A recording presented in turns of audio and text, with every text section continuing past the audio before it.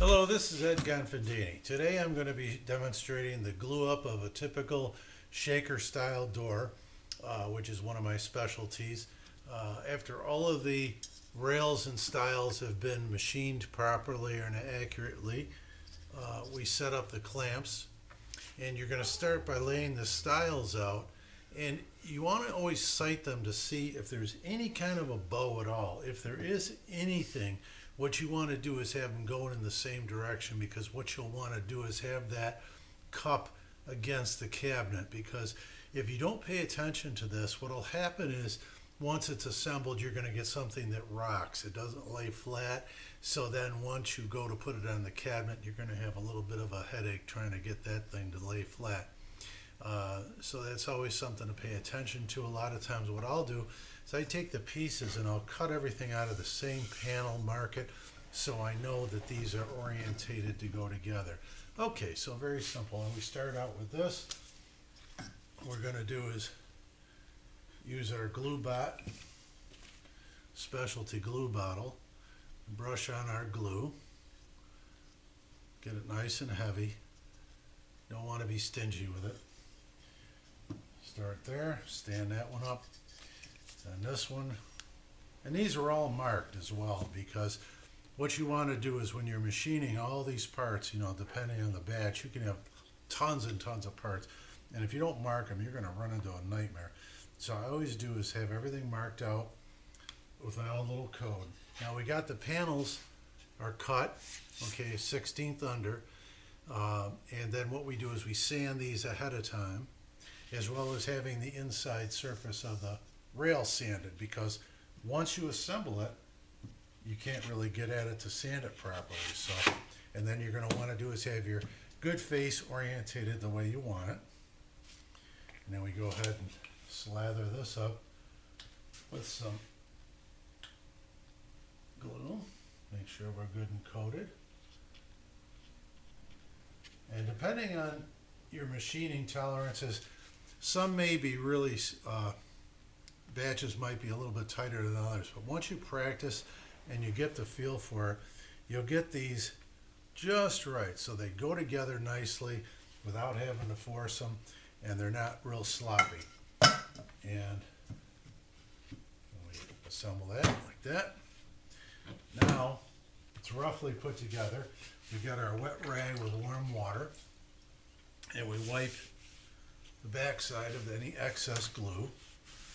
We want to make sure we get that off of there. Then we lay it down into the clamp, have that set up so that it's just inboard of that. A little pressure. Now, little mallet here, little love taps. The nicer you get this assembled now, the easier it's going to be to sand later. Okay, so we got that lined up just right. Good tension on there, not too much. Wipe off the excess.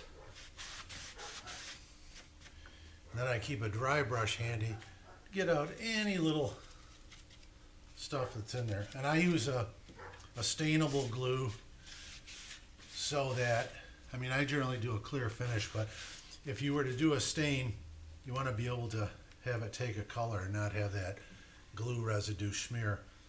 Okay, now we do the other side. A little pressure. And then we have another block handy here, in case you want a little love tap. There you go, just so it's flush. There you go. There you go. And your finger's going to tell you it's got to be right where it's got to be. And go. My neighbor next door's dog is saying hello to my dog. They have a little Romeo and Juliet thing going. There we go. Okay, there we go. Now, so that's assembled. It's nice and tight. It's flush. Now, I have this little doodad here. I don't know where I got it, but it's a square.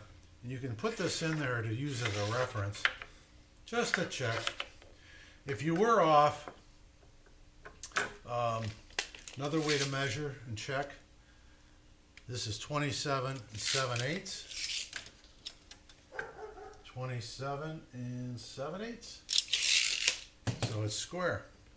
If it were not square, what you can do is loosen things up and just give it a little bit of a tap on the long diagonal and bring it back in. It's good and tight. All the joints look good. Backside, give that a little more cleanup.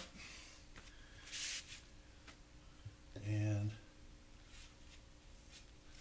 beautiful. We're good to go. Now we do is set this one aside, let this dry up, get going on the next one. Okay?